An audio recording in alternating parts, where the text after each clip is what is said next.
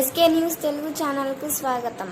అనంతపురం జిల్లా కళ్యాణదుర్గం ప్రజావేదికలో అనారోగ్య బాధితులకు ముఖ్యమంత్రి సహాయనిధి చెక్కులను పంపిణీ చేసిన ఎమ్మెల్యే అమిలినేని సురేంద్రబాబు ఆయన మాట్లాడుతూ గత ప్రభుత్వ హయాంలో 5 ఏళ్లుగా ఏ ఒక్కరికి కూడా ముఖ్యమంత్రి సహాయనిధి అందిన దాఖలాలు లేవని, ఇప్పటి టీడీపీ ప్రభుత్వంలో ఆర్థికంగా ఇబ్బందులు ఉన్నా ప్రజలకు మంచి చేయాలని ఆరోగ్యశ్రీ వర్తించని వారి కోసం ముఖ్యమంత్రి చంద్రబాబు నాయుడు స్పందించి వారికి ఆర్థిక సాయం అందించారని, అందులో భాగంగానే నేడు ప్రజావేదిక వద్ద 15 మంది అనారోగ్య బాధితులకు 7,10,000 రూపాయల చెక్కులను అందిస్తున్నామన్నారు. సవేరా ఆసుపత్రిలో ఆరోగ్యశ్రీ వర్తించడం లేదనే విషయం చెప్పకుండా అనారోగ్య బాధితుల నుంచి పూర్తి మొత్తం వసూలు చేసిన తరువాత బిల్లులలో సంతకాలు చేసివ్వమని అడిగితే మాకు అథారిటీ లేదని నిర్లక్ష్యంగా సమాధానాలు చెబుతున్నారని, అలాంటి ఆసుపత్రులపై చర్యలు తీసుకోవాలని వైద్యారోగ్య శాఖ మంత్రి ఇలాంటి ఆసుపత్రుల వారిపై దృష్టి సారించి చర్యలు చేపట్టాలని కోరారు. ఆ హాస్పిటల్ మీద చాలా కంప్లైంట్లు వస్తున్నాయి. అంటే సవేర హాస్పిటల్ పైన, ఎందుకంటే ఇప్పుడు కూడా మా తెలుగుదేశం పార్టీ నాయకుడు వాళ్ళ బామర్ది కూడా పాపము సవేర హాస్పిటల్ పోయి దగ్గర 300 లక్షల ఖర్చు పెట్టుకుని దాన్ని సైన్ చేసి ఇవ్వమంటే కూడా మేము సైన్ చేసే ఆథరైజేషన్ లేదు అంటున్నారు. అంటే ఇది ఎందుకు వాళ్ళు ఈ విధంగా, అసలు అడ్మిషన్ అంటే చెప్పాలి వాళ్ళు ఏదైతే ఉందో దీనికి మాకు రాదు, మేము సైన్ చేయడానికి వీల్లేదని. కానీ అంతా అయిపోయిన తర్వాత అంతే డబ్బులు తీసేసుకున్న తర్వాత ఈరోజు మాకు సైన్ చేయడం అంటే నిజంగా ఇట్లాంటి వాళ్ళని చాలా ఇబ్బంది పెట్టినట్టే. ఇంత ఇప్పుడు మనం ఏదైనా కూడా ఇలాంటి అరాచకాన్ని ఆపాల్సిన బాధ్యత ఖచ్చితంగా మన పైన ఉంటుంది, మా పైన ఉంటుంది.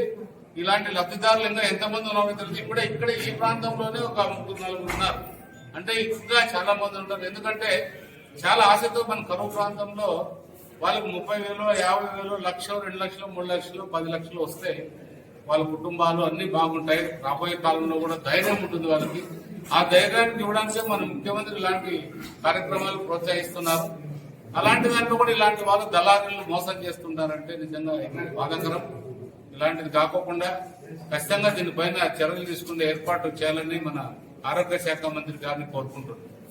5 సంవత్సరాల నుంచి కూడా చెక్స్ ఏది కూడా సీఎంఆర్ఎఫ్ సంబంధించి ఏ ఒక్క అంటే ఇంజనీరింగ్ కానీ ఇంకోటి కానీ ఎవరు ఇచ్చినట్టు గుర్తులు లేరు. నాకు తెలియదు, మనకి ఎక్స్ఎం రాలేదు. కానీ చంద్రబాబు నాయుడు ఇంత ఆర్థిక పరిస్థితులు ఇంత కష్టాలున్నా కూడా మనకి ఇప్పుడు ఒక 16 మందికి ఇచ్చారు.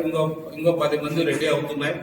ఇంకొక కమ్మదూరు మండలానికి సంబంధించి నిజంగా ఒక బీద కుటుంబం కన్వీనర్ తీసుకొచ్చాడు ధనుంజయని.